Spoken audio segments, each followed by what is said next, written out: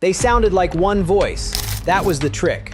Three-part harmonies so clean they could make a breakup song feel polished. Manchester boys who walked into the Cavern Club got noticed by EMI and became one of the British Invasion's most reliable hit machines. 2 UK #1 singles, 18 UK top 10 singles, a Rock and Roll Hall of Fame induction. And still, the wound was hiding inside the sound. The bassist left first after a dispute with management. Then the dreamer in the group pushed for something deeper with King Midas in reverse, watched it stall compared with their earlier hits, and realized the band that sang like angels did not want to follow him into the unknown. So he left. The strange part is, they survived it. They lost one of the voices that helped define them, then came back with He Ain't Heavy, He's My Brother, Long Cool Woman in a Black Dress, and The Air That I Breathe. They kept going while the identity kept changing. The chart numbers are real. The Hall of Fame induction is real. The failed reunion is real. But the question underneath all of it is harder. How does a band built on harmony keep surviving after the harmony breaks? And near the end, when the old magic came back for one last reunion, almost nobody showed up. This is the Hollies' real story. Chapter 1. The Manchester Harmony Machine is built before the hit records, before the Hall of Fame, before the arguments over what kind of band they should become. There were two boys from Manchester who already knew how to sing together. Allan Clarke and Graham Nash had been childhood friends, and you can hear why that mattered. Their voices did not sound like strangers carefully meeting on a record. They sounded like two people who had spent years listening to each other breathe between lines. That became the first hidden engine of the Hollies. The band formed in 1962, but the version people remember did not arrive fully made. Eric Haydock came in on bass. Vic Steele was there on guitar, then left before the first recording session. His replacement was Tony Hicks, only 17 years old. Behind the drums, Don Rathbone made it through the first couple of singles before Bobby Elliott arrived and gave the band another piece of its classic shape. That is the part people sometimes miss. The Hollies were not born polished. They were assembled under pressure, one piece at a time, until the blend finally locked.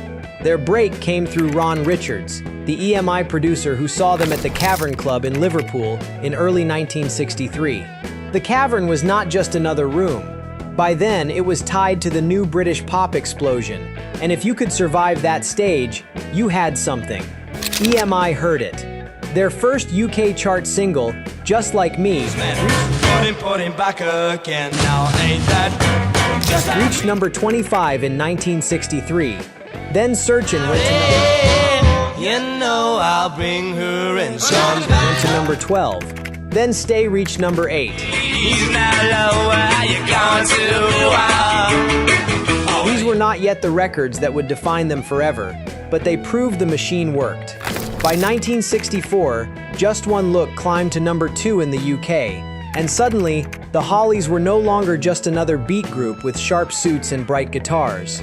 They had a sound people recognized, clean harmonies, tight arrangements, songs that moved fast and stayed in your head. But success has a way of making decisions for you. The same precision that lifted them out of Manchester would soon become the thing they could not escape. Chapter 2. Hits, harmonies, and the trap of being reliable. Once the Hollies found their formula, they became dependable. At first, that was the dream. In the middle of the British invasion, when dozens of groups were trying to climb from club stages onto radio playlists, the Hollies had something record companies loved. They could deliver. Their records were bright, compact, and built for impact. The guitars rang, the rhythm section stayed sharp. Then those voices came in, with Allan Clarke out front and Graham Nash lifting the blend around him. With Tony Hicks and Bobby Elliott behind them, the band had real muscle underneath the sweetness. In 1965, I'm Alive gave them their first UK #1. Think about that for a second. In a country already crowded with giants, the Hollies were not watching the British invasion from the sidewalk. They were inside it, scoring hits of their own. More followed. I Can't Let Go reached number 2 in the UK in 1966. Bus Stop became the American breakthrough they needed. Every morning I will see her waiting reaching number 5 in the United States and number 5 in the UK. That song changed their scale. They were no longer just a British success story. They had crossed the ocean. And they kept landing. Stop, stop, stop. Reached number 2 in the UK and number 7 in the United States. On a Carousel went to number 4 in the UK. Carrie Anne climbed to number 3 in the UK and number 9 in America. Carrie Anne, what's your game now? This was not luck. This was a band learning exactly how to be the Hollies. But here is where the trap began closing. When a band keeps giving people the thing they want, people start refusing anything else. The label wants the next hit. The audience wants the next bright chorus. The business wants no sudden turns. Inside the group, the safest choice starts to feel like the only choice.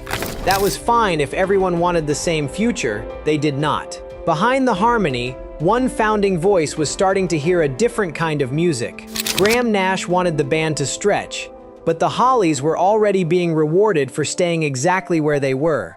The more the hits came, the harder it became to move. Chapter 3. Graham Nash pushes the door open. The fracture did not begin because the Hollies were failing. That is what makes it sting. By the late 60s, the band still had hits, still had a recognizable sound, and still had the kind of career most groups would have killed for. But success can become its own locked room, and for Graham Nash, that room was getting smaller. Nash had helped shape the band's identity from the beginning. His voice was one reason the Hollies sounded so polished, so instantly themselves. As the 60s changed around them, though, one question became harder to avoid. Was this band going to grow, or was it going to keep polishing the same mirror? In 1967, Nash pushed harder toward a different kind of Hollies record. The key song was King Midas in Reverse. It was stranger than the usual singles, darker, more ambitious, less eager to smile for the radio. And that was the problem. For a band used to living near the top of the charts, King Midas in Reverse did not land like the earlier hits. It reached number 18 in the UK. For most bands, number 18 would have been good news. For the Hollies, After I'm Alive, I Can't Let Go. Now I can breathe, I can see, Bus Stop.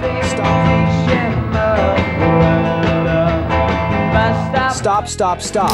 all around the tables, luring all inside. And Carrie Anne. It felt like a warning. The charts said it. The business said it. Maybe even the band's own instincts said it.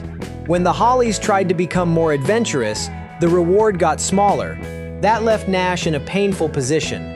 The band he helped build was still working, but maybe it was working too well. It had become efficient, reliable, commercial, safe enough to survive and safe enough to frustrate him. The rest of the group had reasons to be cautious. They knew what their audience liked. They knew how hard it was to get hits and how easy it was to lose them. If a formula is feeding everyone, the person trying to break it can look reckless, even when he is right. That is where the emotional split lives. Nash was not leaving a sinking ship. He was leaving a successful one because he no longer wanted the destination. After King Midas in Reverse, the band moved back toward more familiar ground. Jennifer Eccles reached number 7 in the UK in 1968, which proved the safer route still worked. To the business, that probably looked like common sense. To Nash, it must have felt like a door closing. By the end of 1968, he was gone. He left the Hollies and went to America, where he helped form Crosby, Stills and Nash. One decision changed two stories at once. It took a founding voice out of the Hollies and placed him inside one of the defining harmony acts of the next era. Think about the irony. Nash left a harmony band because he wanted more artistic freedom, then became famous all over again in another harmony band. For the Hollies, the wound was different. They had lost more than a member. They had lost one of the people who made the name mean something. Terry Sylvester came in to replace him, and on paper the band could continue. The voices could still blend, the shows could still be played, The records could still be made, but something had changed. The group that sounded like unity had now proven it could split right down the middle, and for most bands, that would have been the beginning of the end. Chapter 4. The band that should have fallen apart. For most bands, losing a founding voice is not just a lineup change. It is a public injury. With Graham Nash gone, the Hollies had every reason to fade. He was part of the original friendship with Allan Clarke, part of the vocal blend, and part of the group's identity. Fans knew that voice even if they did not always know which face it belonged to. But the Hollies did something strange. They kept going. Terry Sylvester, who had been with the Escorts and the Swinging Blue Jeans, stepped into Nash's place. Harmony groups are delicate. You cannot replace a voice like a broken guitar string and expect the same sound to return. The blend has to breathe differently. The space around Allan Clarke had to change, while Tony Hicks and Bobby Elliott kept the whole thing steady as the public listened for what was missing. And what nobody expected was that one of the band's most lasting songs was still ahead of them. In 1969, after Nash had already left, the Hollies released He Ain't Heavy, He's My Brother. It reached number 3 in the UK and number 7 in the United States, but the chart positions only tell part of it. Some hits belong to a season. This one became attached to memory, funerals, family, loyalty, and the heavy things people struggle to say. There is a sharp irony there. The band built on harmony lost one of its defining voices, then recorded one of its most emotional harmony records without him. The post-Nash Hollies were not simply weaker, they were different. The old story had split into 2 roads. On one road, Nash was in America, helping create Crosby, Stills, and Nash. On the other road, Clarke, Hicks, Elliott, Sylvester, and the rest of the Hollies were trying to prove the name still had power. The proof kept coming, but not always cleanly. Their Bob Dylan covers album in 1969 was received poorly by some critics, even though it sold decently in Britain. They could still move records, but the critical world was shifting. The Hollies were not always seen as dangerous or deep enough for the new age of album rock. They were survivors, not prophets. And survival can be unfairly underrated. It takes nerve to keep standing after the story everyone knows has already walked out the door. The Hollies did not collapse when Nash left.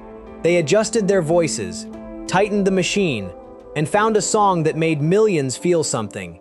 Still, the old certainty was gone. From this point forward, the Hollies were no longer just chasing hits. They were chasing proof that they still knew who they were. And in the 70s, that question got even stranger. Chapter 5. The 70s Reinvention. Nobody expected. By the early 70s, the Hollies were in a difficult position. They were too successful to be dismissed, but too tied to the 60s to feel new. Younger acts were arriving with louder guitars, heavier albums, stranger images, and less interest in the neat pop craft that once made the Hollies special. So the band changed shape again. The strangest proof was Long Cool Woman in a Black Dress. This was not the classic Hollies sound people expected. It did not lean on the bright 3-part blend in the usual way. It moved with a tougher, swampier feel, closer to American roots rock than polished British harmony pop. And yet, in the United States, it became enormous. Long Cool Woman in a Black Dress reached number 2 in America in 1972.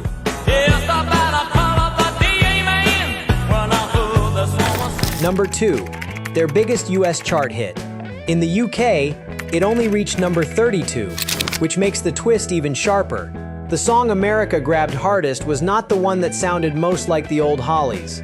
That kind of success is wonderful, but it also creates an identity problem. If your biggest American moment does not sound like your signature sound, what exactly are people loving? Around this period, Allan Clarke also stepped away temporarily, which made the band's center feel even less fixed. Clarke was the lead singer, the voice many listeners associated with the group's emotional punch. If Nash leaving had damaged the original bond, Clarke stepping away made the whole machine feel more fragile. Still, the Hollies kept finding their way back to the charts. In 1974, The Air That I Breathe reached number 2 in the UK. Nothing to eat, no books to read. And number 6 in the United States. This one fit the band's emotional gift more naturally. It was slower, grander, and full of longing. Where Long Cool Woman in a Black Dress sounded like Reinvention, The Air That I Breathe sounded like proof that the Hollies could still make a beautifully controlled record feel human. That was their gift when everything worked. They could take sadness and polish it until it shone, without sanding away the ache. But the 70s made one thing clear. The Hollies were no longer setting the weather. They were moving through it. Critics wanted statements. Audiences wanted new heroes. The old British invasion survivors had to decide whether to chase trends, protect the brand, or simply keep playing. The Hollies chose endurance. It was not always glamorous. It did not always make them look visionary, but it gave them something most 60s groups never managed: time. They had survived the first bassist leaving. They had survived Nash leaving. They had survived the 60s ending. They had survived changing their own sound and being rewarded for it, in one country more than another. But surviving for decades creates its own problem. Eventually, the past comes knocking, and everyone finds out how much nostalgia is really worth. Chapter 6: The Reunion, the Empty Room, and the Long Afterlife. By the early 80s, the Hollies had already lived several band lives. They had been a Manchester beat group, a British invasion hit machine, a post-Nash survivor act, and a 70s band that could still pull off major singles. Time kept taking pieces from the story. Terry Sylvester and Bernie Calvert left in the early 80s, another reminder that the name could continue even as the faces changed. Then came the reunion that should have felt like a victory lap. In 1983, Graham Nash returned for the album What Goes Around. On paper, it had drama built in. The founding voice who had left in 1968 was back. The old wound had a chance to close. The band that once split over direction could stand together again, with history on its side. But history does not always sell tickets. The reunion brought press and radio attention, and Stop in the Name of Love reached number 29 in the United States. That sounds respectable until you look at what happened around it. Critics were lukewarm or negative. Public demand was weaker than expected. At a Tower Records autograph signing in New York, the event reportedly ended early because hardly anyone came. The tour had to be moved into smaller halls when ticket sales disappointed.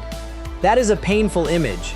A band with real hits, a famous returning member, harmonies that once helped define a whole era, sitting there, waiting for a crowd that did not really arrive.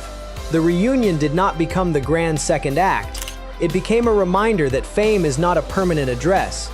Sometimes it is a room you used to fill. And still, the Hollies kept receiving strange gifts from the past. In 1988, a reissue of He Ain't Heavy, He's My Brother went all the way to number 1 in the UK. Not number 3, where it had peaked the first time. Number 1. Nearly 2 decades after its original release, the song came back and climbed higher than before. That tells you something about the Hollies. Their story was messy, but the songs had longer legs than the drama. People might lose track of who was in the lineup, but when the right song returned, the feeling was still alive. Around the turn of the 21st century, Allan Clarke retired after nearly 40 years as lead singer because his voice was no longer coming as strongly as before. For many bands, losing the original lead voice would end the story. Not this one. Carl Wayne, formerly of The Move, became Clarke's first successor, and after Wayne's death in 2004, the lineup changed again. Later, the Hollies released Staying Power in 2006, their first new studio album in 23 years. Then, Now and Always followed in 2009. Then, in 2010, the official recognition finally arrived. The Hollies were inducted into the Rock and Roll Hall of Fame, with Allan Clarke, Graham Nash, Tony Hicks, Bobby Elliott, Eric Haydock, Bernie Calvert, and Terry Sylvester named as inductees. The honor did not erase the fractures. It froze them together in one frame. That may be the most honest ending for a band like this. Not perfect unity, not one clean lineup, not one simple version of the truth, just the voices, the exits, the hits, the missed chances, the empty rooms, and the songs that somehow kept carrying the name forward. The Hollies were built on harmony. Their real achievement was surviving without it, and that is why the Hollies matter. Not because their story was the loudest, not because they chased danger harder than everyone else. They turned clean harmonies into hit records, then kept singing after the friendships cracked, the lineups changed, and the world moved on. The irony is still sitting there. A band remembered for voices blending together spent decades learning how to live with separation. But maybe that is why the songs lasted. Bus Stop. He ain't heavy. He's my brother.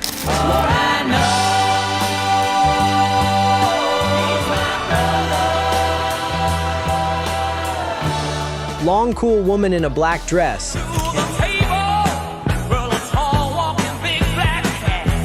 And the air that I breathe.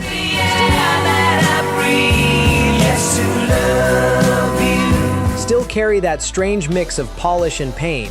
So if this story reminded you of an old Hollies song you have not heard in years, subscribe for more real stories behind the bands that shaped rock history.